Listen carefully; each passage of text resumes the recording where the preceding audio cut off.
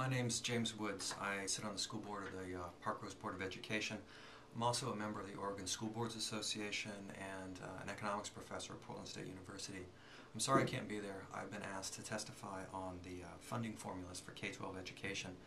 I have to teach at 10 and I can't be there. The irony is that while you're watching this video, I'm probably watching you watch this video on your video feed that's there in on the hearing rooms. Please excuse me if I go slightly off topic. I'm unaware of anything that's gone on in the hearing rooms already. I'm bound to repeat some things that other people have said and also to be not exactly on point for what you're looking for. So I apologize ahead of time, but I will always be available for you should you have any additional questions. What I'd like to talk about is these funding formulas in terms of what they mean within economics, which are the incentives in procurement and regulation, which is a common field in economics. It fits within the heading of industrial organization. You can talk to either Senator Monroe or Representative Bailey. Both of them have significant economics backgrounds and should be able to fill you in on some other details within these two fields. But essentially what these look at is how you structure the contracts from a government requesting a service from a private individual. And there's always this tension within those contracts between two ideals. The first is to make it so that the person you're contracting with has great incentives to do things as low cost as possible. In other words, you want them to be extremely efficient, and there are a couple of tricks you can use to make it so that they are doing things as lowest cost for you and for your public. The other tension is that when you're trying to provision these kinds of services and goods from many different folks, they face slightly different costs depending upon where they are. So some places are in higher wage districts, some places are in lower wage districts, and so you have to pay a little bit more in order to provide those services in higher wage districts. So there are these two different ideals that are at odds with each other. The more you compensate for differences in wages, the less likely you're going ahead and get cost reductions. The more that you negotiate to make great incentives for cost reductions, the less able you are to deal with these differences in wages across districts. Now, we'll go ahead and apply these to the transportation and general purpose grants here. You should have available to you some blog posts that I wrote a couple of months ago. If you haven't, you can go to my blog, which is parkroseschools.blogspot.com. There's a bunch of things there on education, but there are a couple of these posts relating to Oregon K12. You can just search for those and they'll pop up. You should probably have them in your hands right now. I thought that was going to be something that we did. What I propose in those blogs is a way of altering the formulas that changes the incentive mix between cost reduction and the ability to compensate different districts because they have different wages. And also what I propose is changing the volume index that we use in each of these funding formulas. A volume index is a way of thinking of quantity, and in both of these indices right now we use their average daily membership weighted, which is a nice way of saying the number of students with a couple of adjustments for things like students in poverty, English language learners, as well as our pregnant and student parents. So let's take a look at perhaps the easiest formula, which is the transportation formula. And what I had proposed was changing the volume index from the current ADMW to something that I refer to as student miles traveled, and also changing the compensation mechanism from this cost-sharing agreement, this extreme cost-sharing agreement, to something that is referred to as yardstick competition. Now first let's talk about the formula as it stands. It is a cost-sharing contract. Basically, anytime we spend $1 on a transportation-related item, an allowable expense, we can go to the state and get back 70 cents of that at least. Some districts get more than that depending upon how much they actually expend on transportation per ADMW.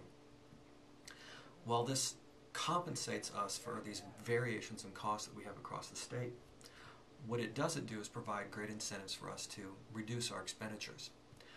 So anytime we do something which actually saves us a dollar, what happens is that we take that dollar saved, 70 cents of it goes straight back to the state to redistribute to other people, and we only get to keep 30 cents of the savings.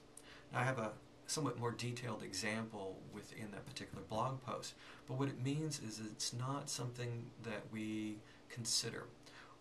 Anytime we start to expend some additional effort on some long-term cost savings and transportation, we cut off those ideas because we don't get to actually hold on to those savings. We can make ourselves financially worse off by pursuing some of them. As far as changing the volume index, the current volume index, ADMW, is probably not such a good metric, and within there I propose this additional metric, which is student miles traveled. It's just a relabeling of something very common in transportation research, which is passenger miles traveled. Anytime you see transportation statistics, it is usually one of those two measures, which is either vehicle miles traveled or passenger miles traveled. And passenger miles traveled is more common when you're dealing with lots of people in a vehicle like a bus. It's also more common when you're looking at the risk cost of items. Within the blog post, I go ahead and detail the information requests that you should be able to make from the Department of Education in order to figure out if this passenger mile travel measurement is a better explanation of transportation costs, or if it's worse, it's something that shouldn't take very long at all. It's not a year-long process. It's something that's relatively short. Yardstick competition added to this particular system is actually something fairly easy to implement. It is something that is widely implemented in transportation procurement. If you have a computer available to you, you can just Google yardstick competition transportation, and if you go to the Google Scholar page, you'll find that there are over 15,000 citations discussing yardstick transportation, yardstick regulation and transportation in Chile. You'll talk about it with respect to rail, you'll talk about it with respect to freight, you'll talk about it with respect to passengers. So it is a very common thing. It is not something which is a unique application of an idea.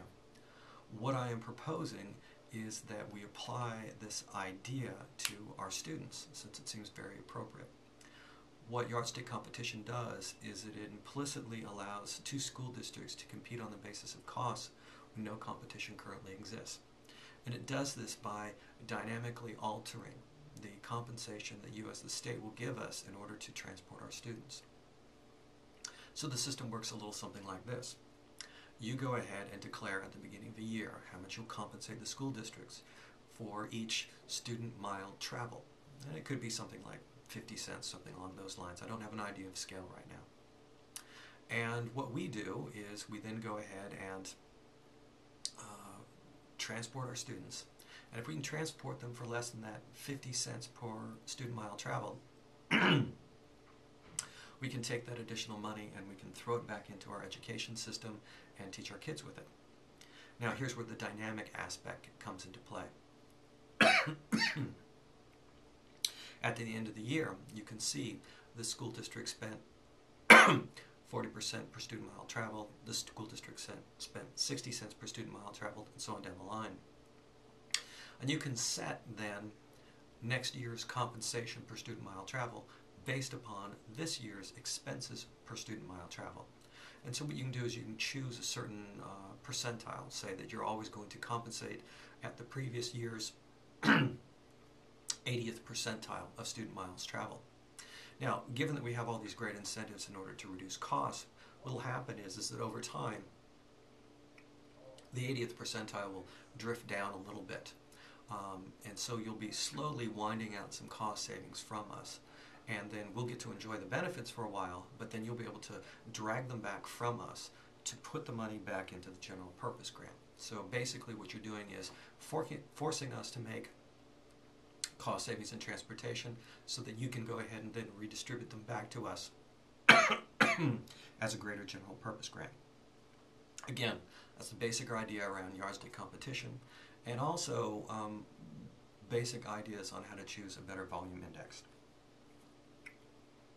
The other sheet that you should have talks about some potential changes to the general purpose grant. I just want to point out that this funding formula isn't really a funding formula, but what it really is a share of budget formula. If we had two school districts that had the same percentage change in ADMW, they wouldn't actually see an increase in the revenue that comes from the state.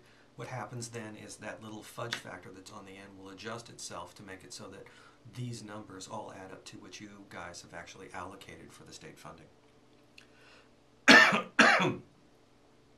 Now, while the example that I have listed in the blog post is fairly detailed and fairly specific, what I was actually trying to get at is a list of features that you would want to consider to add to the funding formula to make it so that you get more of what you want, which are basically some cost savings, some variation in how much money goes to each district depending upon wage level differences. You've got to remember that oftentimes some areas will have higher overall wages than others, and you need to pay a little bit more.